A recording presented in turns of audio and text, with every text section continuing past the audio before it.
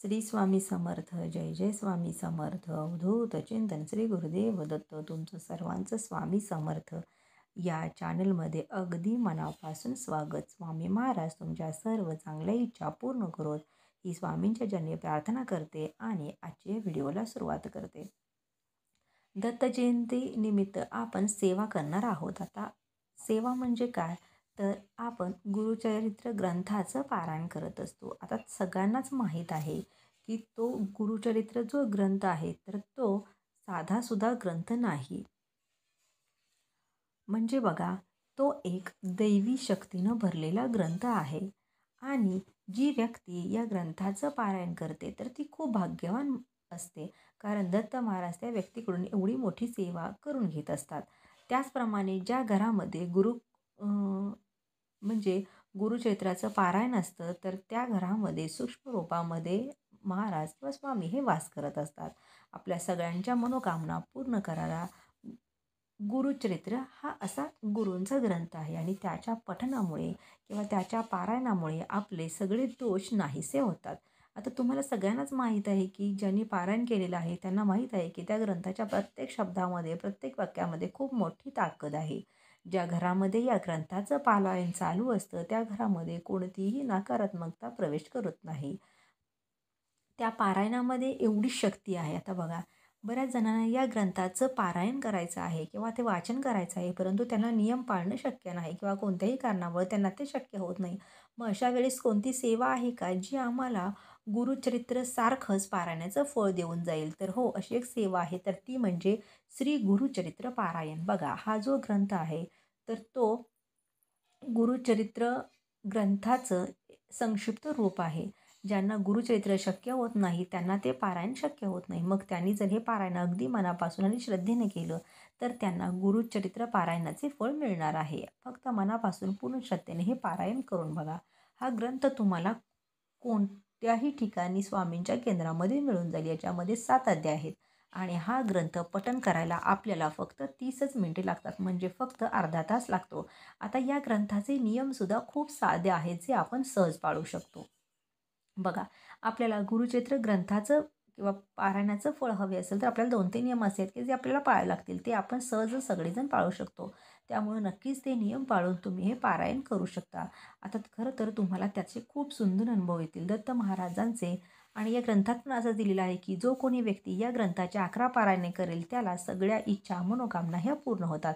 या ग्रंथात सुद्धा सांगितलेलं आहे. त्यामुळे तुम्ही जर मनापासून आणि श्रद्धेनं या ग्रंथाचे तुमच्या इच्छेनुसार 7 पारायण करू शकता, 9 पारायण करू शकता किंवा 11 पारायण करू शकता, 21 पारायण करू शकता. रोज हा ग्रंथ तुम्हाला संपूर्ण वाचायचा आहे. कोणत्याही वेळेमध्ये तुम्ही हा ग्रंथ वाचू शकता. सकाळ, दुपार, संध्याकाळ. पहिल्या दिवशी ज्या वेळेस हा ग्रंथ वाचणार असाल त्याच वेळेमध्ये तुम्हाला इतर दिवशी तो सुद्धा ग्रंथ वाचायचा आहे. समजा जर तुम्ही त्याची 11 पारायणं करायची असतील तर दत्त जयंतीनिमित्त तुम्हाला 5 डिसेंबरपासूनच सुरुवात करावी लागेल. म्हणजे तुमचे 5 ते 15 तारखेपर्यंत 11 पारायणं पूर्ण होतील आणि मग जर तुम्ही 5 तारखेला या दिवशी हे पारायण केलेलं आहे तर त्याच वेळेला तुम्हाला इतर दिवशीसुद्धा हे पारायण करायला बसायचं आहे. बघा, म्हणजे काय, तर तुमची जी वेळ आहे तर तुम्ही ती एक वेळ फिक्स करून ठेवायची आहे. म्हणजे ती वेळ पुढं मागं करायची नाही. अगदी 5-10 मिनटं, 15 मिनटं आपण जी काही ठरवलेली आहे त्याच वेळेत बसण्याचा प्रयत्न करा. कारण की त्यामागचं कारण असं असतं ना की आपण एखाद्या विशिष्ट वेळेत जेव्हा आपण एखादी सेवा करतो आणि रोज त्याच वेळेत आपण ती सेवा करत असू ना, तर त्याच वेळेला त्या सकारात्मक लहरी, सात्विक लहरी तिथं तयार होत असतात आणि त्यामुळं आपल्याला त्या सेवेचं संपूर्ण फळ मिळत असतं.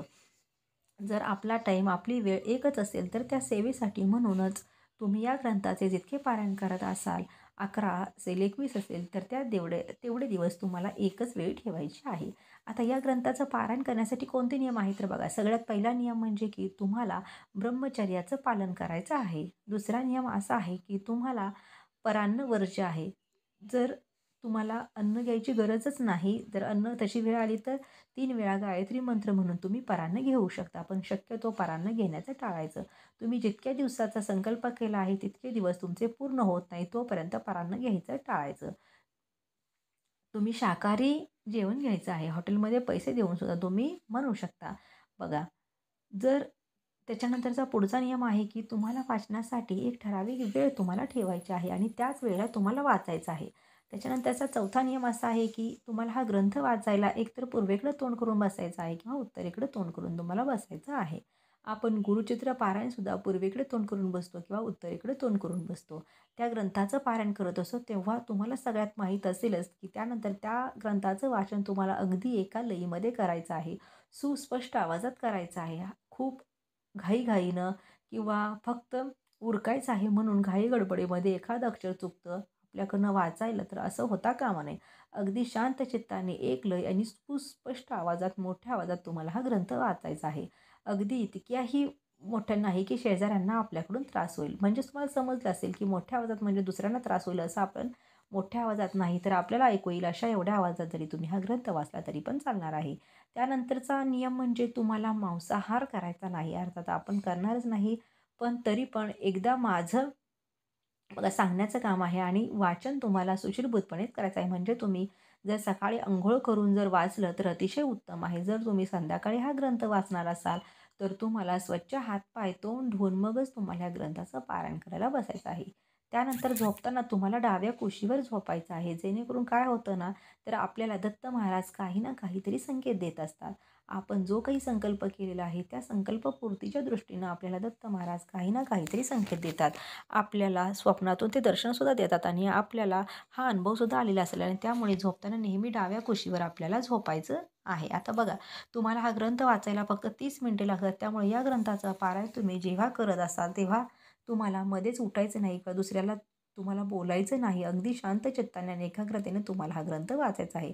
अगदी मनापासून पूर्ण श्रद्धेने. तर हे असे नियम आहेत ते तुम्हाला पाळायचे आहेत आणि अगदी साधे सोपे नियम आहेत. तसंच गुरुग्रंथाचं बघा गुरुचित्र ग्रंथाचं आपण कांदा लसूण खात नाही, डाळी खात नाही, भात खात नाही असे कोणतेही नियम या ग्रंथाला नाही आहे. त्याचप्रमाणे बघा गुरुचरित्र ग्रंथ जेव्हा आपण पठण करत असतो तेव्हा आपल्याला बेडवर बसता येत नाही किंवा सोफ्यावर गादीवर आपण बसू शकत नाही. पण याला असे कोणतेही नियम आहेत. तुम्ही बेडवर झोपू शकता, बसू शकता, काहीच हरकत नाही. त्याचप्रमाणे तुम्ही कांदा लसूणसुद्धा खाऊ शकत नाही, हरकत नाही. तर हे जे काही नियम आहेत ते तुम्हाला पाळायचे आहेत. अगदी सोपे, साधे, सहज आपण हे नियम पाळू शकतो. त्यामुळे हे नियम पाळून आपल्याला या ग्रंथाचं पारायण करायचं आहे आणि याची तुम्ही 11 पारायण करू शकता, 7 करू शकता, 21 करू शकता. 7 पारायण करायचं असेल तर तुम्हाला 9 डिसेंबरपासून सुरुवात करावी लागेल. म्हणजेच 9 डिसेंबर ते 15 डिसेंबर म्हणजे तुमची 7 पारायणं पूर्ण होतील. 11 पारायणे जर तुम्हाला करायची असतील तर तुम्हाला 5 तारखेपासून सुरुवात करावी आणि 15 तारखेपर्यंत करावं लागेल. आणि याचे आता समजा उद्यापन कसं करायचं असेल तर तुम्हाला 16 डिसेंबरला म्हणजेच 15 तारखेला दत्त जयंती आहे त्यामुळे त्या दिवशी आपल्याला उपवास असतो. त्यामुळे 16 तारखेला तुम्हाला त्याचं उद्यापन करायचं असतं. उद्यापनाला फार काही तुम्हाला नैवेद्य दाखवायचं नाही. पण जे तुम्ही नैवेद्य बनवणार आहात म्हणजे वरण भात असेल, भाजी पोळी असेल, जे काही तुमच्यानुसार नैवेद्य बनवणार आहेत असं काही नाही तुम्हाला हेच बनवायचं आहे किंवा तेच बनवायचं आहे. पण वरण भात, भाजी पोळी, शिरा जरी केला तरी पण चालणार आहे. पण नैवेद्यामध्ये घेवड्याच्या शेंगाची तुम्हाला भाजी बनवता आली तर मात्र नक्की बनवायची आहे आणि त्यानंतर तुम्हाला आरती करायची आहे. गणपती बाप्पांची, आपल्या कुलदेवीची, स्वामींची, दत्त महाराजांची तुम्हाला आरती करायची आहे आणि अशा प्रकारे तुम्हाला उद्यापन करायचं आहे. तर अगदी असा साधा सोपा हा ग्रंथ आहे. पठण करायला सुद्धा अतिशय साधा सोपा आहे. फार काही अवघड नाही. तुम्ही नक्की त्याचं पारायण करा. याचे अध्यायसुद्धा खूप लहान लहान आहेत बघा. आता जर तुम्हाला हा व्हिडिओ आवडला असेल तर व्हिडिओला नक्कीच लाईक करा. चॅनेलला सबस्क्राईब करा. कमेंट बॉक्समध्ये श्री स्वामी समर्थ नक्की लिहा. पुन्हा एकदा भेटू नवीन अशाच एका माहितीसोबत. तोपर्यंत श्री स्वामी समर्थ. जय जय स्वामी समर्थ.